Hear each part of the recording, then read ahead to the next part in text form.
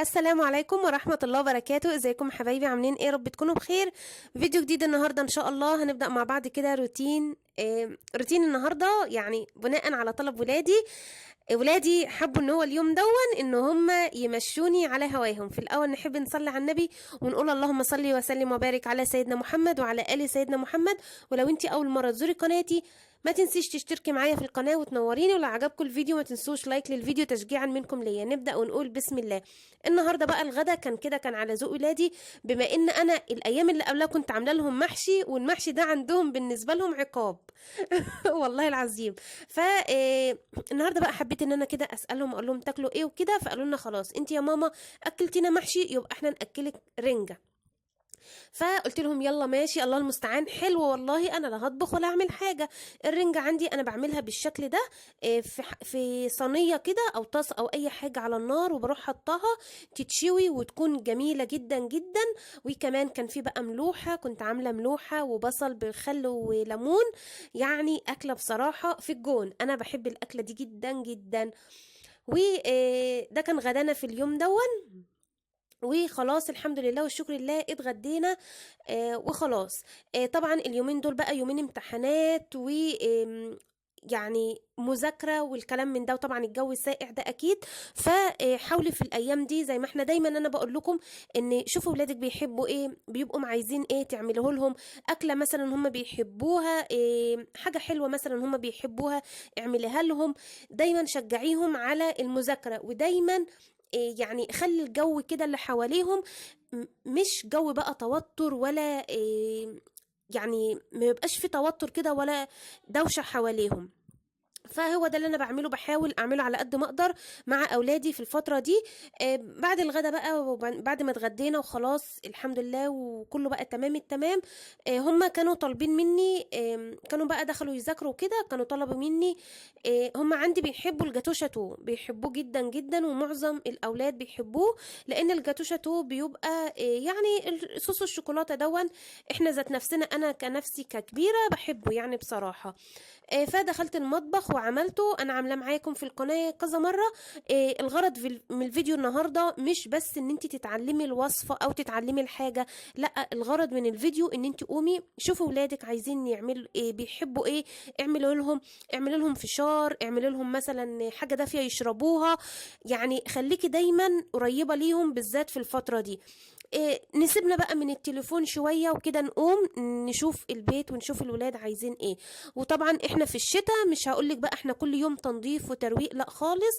فاستغل الفترة دي ان انت قومي نشطي نفسك، وشوفي ولادك عايزين ايه، يحبوا ان هم اعملوه لهم. وكان في متابعة كانت سألتني، قالت لي الجنزبيل والليمون انت بتشربيه يعني لإيه وكده. انا بشربه، يعني هو الجنزبيل والليمون حلو جدا جدا. طبعا الليمون فيتامين سي بيبقى رافع مناعة، وكمان يعني الى حد ما انا بشربه علشان يدوب الدهون او احافظ على جسمي. انا مش تخينه قوي ومش رفيعه قوي، انا جسمي متوسط. بس انا بحب اشرب الحاجات دي، جنزبيل بليمون، ليمون وكمون، قرفة، الحاجات دي حلوة جدا. وانا مش ماشية على نظام دايت زي الكتاب ما قال، لا، انا مقللة اكلي. يعني كانت اتسألت انت ماشية ازاي؟ انا باكل كل حاجة، باكل محشي، باكل مكرونة، باكل رز. بس يعني انا متبعة الحديث الشريف اللي هو يعني رسول الله صلى الله عليه وسلم لما قال تلت لطعامك وتلت لنفسك وتلت لشرابك. احنا لو عملنا كده مش هنحتاج لدايت، مش هنحتاج ان احنا نمشي كده على المسطرة. باكل كل حاجة، الكيكة دي انا اكل منها قطعة، الحلويات اللي انا بعملها ممكن اكل منها قطعة. انما بقى مش اكل بقى كتير وابقى قايمة بقى ان انا مش قادرة اخد نفسي لا خالص. تمام. فانا دايما بعمل كده، زائد ان انا بتحرك. وهما وجبتين اتنين اللي انا باكلهم في اليوم، الفطار بيكون على الساعة 10 11، والغدا ممكن بقى يكون ايه على الساعة 5 على الساعة 6. ممكن في ايام يعني يعني اقول لكم ان انا ما بفكرش ان انا اكل اساسا. ممكن اتغدى كده على الساعة 6 7. تمام. فهو ده يومي بكل بساطة في الاكل. اللهم صل على النبي. كده بقى خلاص، حطيت بقى صينيه الكيك كده في الفرن ان هي تستوي. وبدات ان انا اشوف المواعين واغسل بقى المواعين والحاجه اللي في الحوض علشان ما يبقاش ورايا حاجه، وكمان علشان المطبخ يكون فاضي.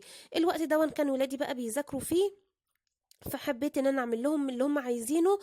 ودايما شغلي القرآن كده في الشقة، هتحسي براحة وسكينة. دايما ما تستسلميش للسقعة والبرد واللكفتة البطاطين دي، غلط خالص خالص. كنت اتسألت، كانت متابعة قالت لي ان هي دايما الأسئلة دي بتجيلي كتير، وبحس ان هي يعني سبحان الله سبحان الله، بحس ان هي يعني معظم البيوت كده.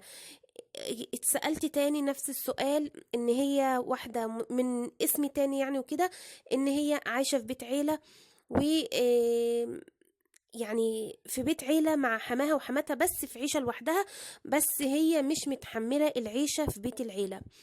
طب ليه يا قلبي؟ انت مش متحمله، انت في عيشه لوحدك خلاص. انت حماكي وحماتك بتنزلي مثلا بتبصي عليهم مره كل يوم، بتنزلي تقعدي معاهم ساعه ساعتين.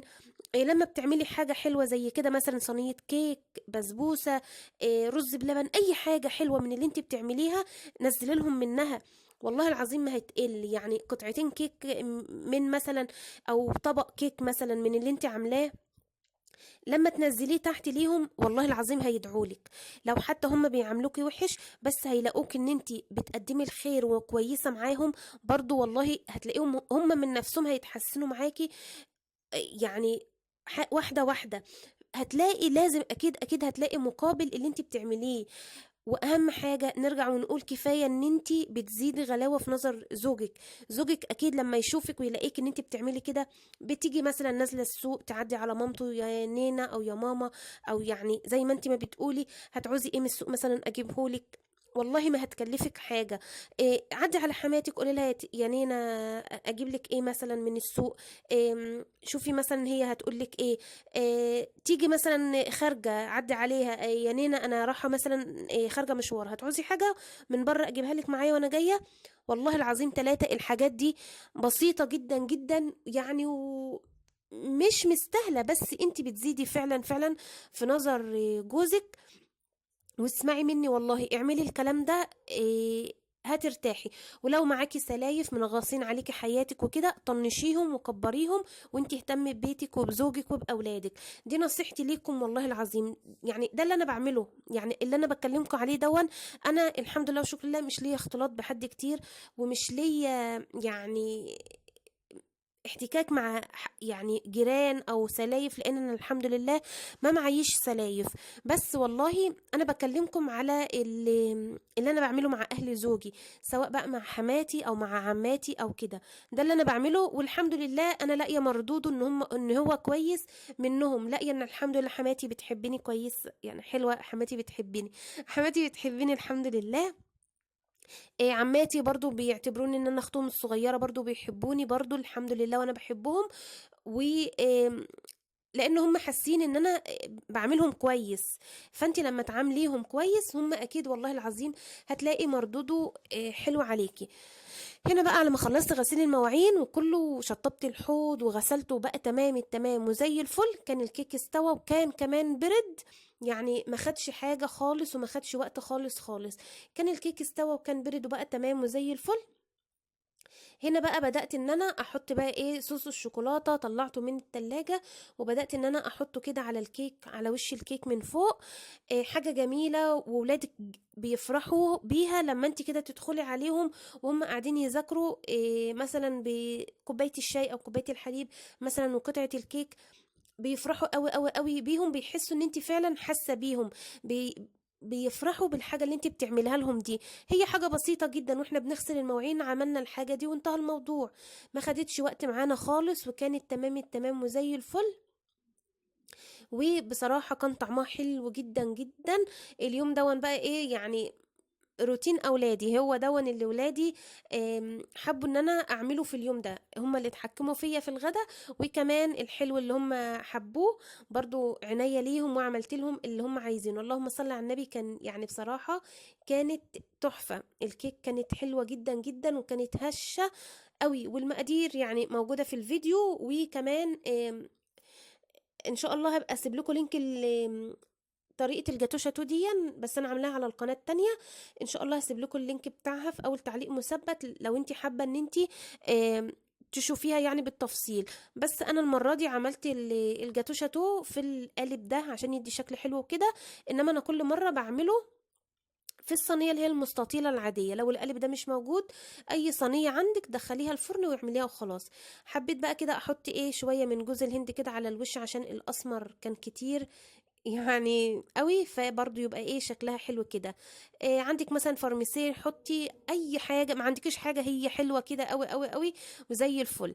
إيه دخلوا البهجه كده على اولادكم. إيه طولوا بالكم عليهم، الفتره دي فتره امتحانات وفتره توتر، طولوا بالكم على اولادكم. إيه دايما حسسوهم ان انتوا قريبين منهم.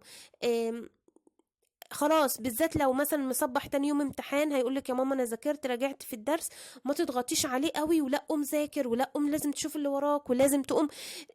ما تضغطيش عليه علشان هم اصلا يا حبايبي بيكون اعصابهم يعني مش مستحمله بصراحه. حبيت بقى اعمل لهم كده كوبايتين شاي برضو كده على يعني شاي خفيف خالص.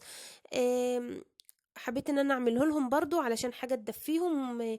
وعلشان كمان هم كانوا الغدا كانت الرنجه وما كانوش يشربوا شاي، لاني ما بعمل لهمش شاي على طول، من النادر لما بعمل لهم شاي علشان بحس ان هو يعني ايه، هم اصلا يعني ضعاف مش ناقصين حاجه تضعفهم زياده. فهو ده اللي انا عملته معاكم النهارده الروتين يا رب كده. هو اكتر حاجة انا حباها ان هي في الفيديو ان انتوا تقوموا كده تتشجعوا وتعملوا لاولادكم حاجة. احنا دلوقتي فترة امتحانات، اعملوا لهم اللي هم الحاجة اللي بيحبوها، اكلة بيحبوها اعملها لهم. كوباية حليب دافي كده اعملها لهم برضو تدفيهم، مشروب دافي، شجعوهم. و على الفترة دي ما تعدي فترة الامتحانات، ربنا يا رب يوفق أولادنا جميعا يا رب وينجحهم، وما يضيعش تعبنا ولا تعبهم طول السنة يا رب. ويا رب كده كل اللي نفسها في حاجة ربنا يحققها لها، وربنا ينولنا جميعا كل ما نتمنى ويبارك لنا في أولادنا يا رب.